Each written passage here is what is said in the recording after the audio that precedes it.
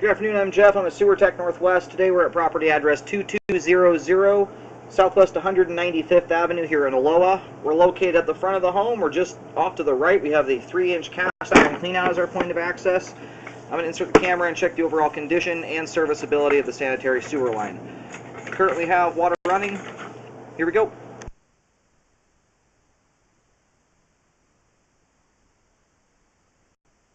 It looks like it transitions here to clay pipe, and it appears to be 4-inch in diameter.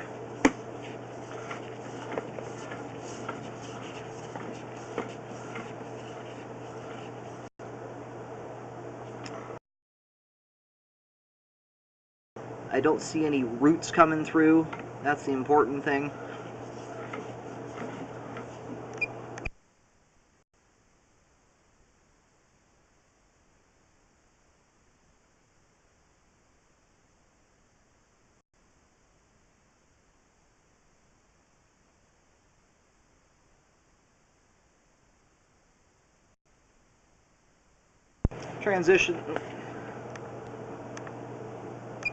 Transitions here at 26 feet over to 6-inch concrete pipe.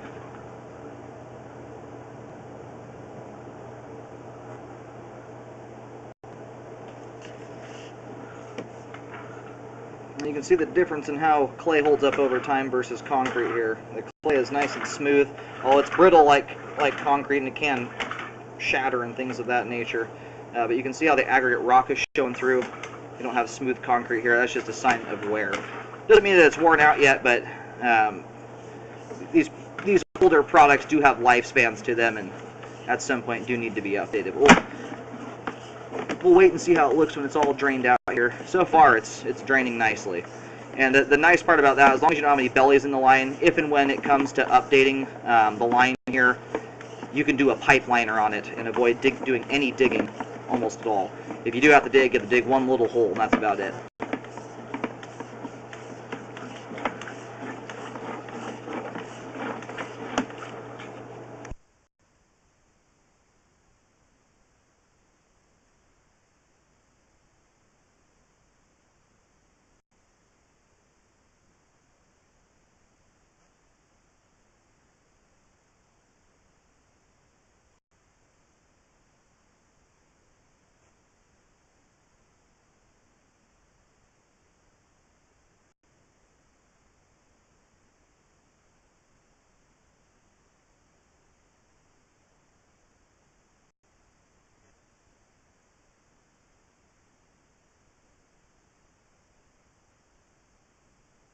Here at about 72 feet, we have reached the terminus. And we're going to do locates here in just a moment, just to verify where the line terminates at. There's a whole bunch of debris sitting at the end of the line here, so we'll check out what's going on exactly. It may be due to just the standing water that's here. We'll see when it's drained. Yeah, located the camera head here at the manhole in the main lateral out on 195th.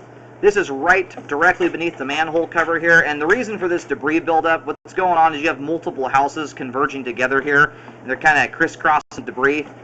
So you've got a bunch of debris collecting for that reason. Now that I've pushed it out of the way there, pretty much all that standing water that was at the end of the line is all gone now. That was damming things up. So that's one of those that's going to be kind of hard to avoid.